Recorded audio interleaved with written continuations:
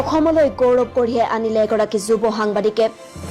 প্ৰথমে যুৱকজনক আমাৰ PM24ৰ তৰফৰ পৰা উষ্ম অভিনন্দন জ্ঞাপন কৰিলো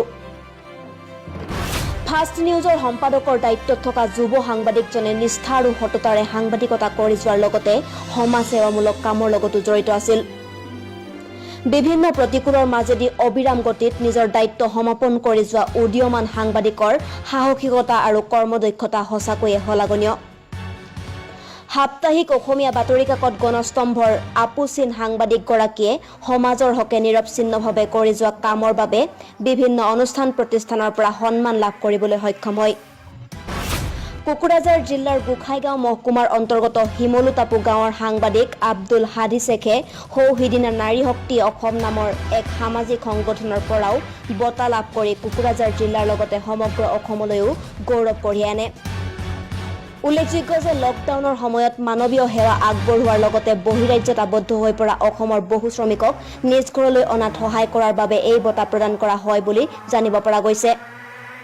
অসমৰ জাতীয় সেনা কোকৰাঝাৰ জিলা সমিতিৰ পৰিচালক আব্দুল হাদি শেখ 2019 বৰ্ষত টাইমছ মিডিয়া 24 মেনেজিং ডাইৰেক্টৰৰ দায়িত্বত আছিল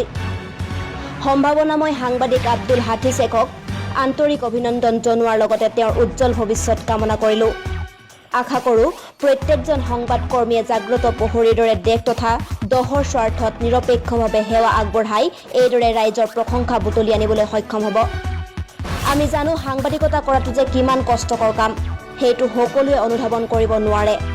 এজন সাংবাদিকৰ কষ্ট ত্যাগক বহুতেই স্বীকৃতিও দিব নিবিচাৰে বিভিন্ন ভয় ভাবুকিৰ সন্মুখীন হৈও এজন সাংবাদিকে নিজৰ ওপৰত ন্যস্ত দায়িত্বক ধৰ্ম হিচাপে লৈ নিৰপেক্ষভাৱে দেশ তথা দহৰ সেৱাত নিমজ্জিত হৈ আহিছে তাৰ পাছতো এছামে সাংবাদিকক সন্দেহৰ দৃষ্টিৰে চোৱাই নহয় সংবিধানৰ চতুৰ্থ স্তম্ভৰূপে খ্যাত সংবাদ মাধ্যমক লৈ বিৰূপ মন্তব্য কৰাও দেখা যায়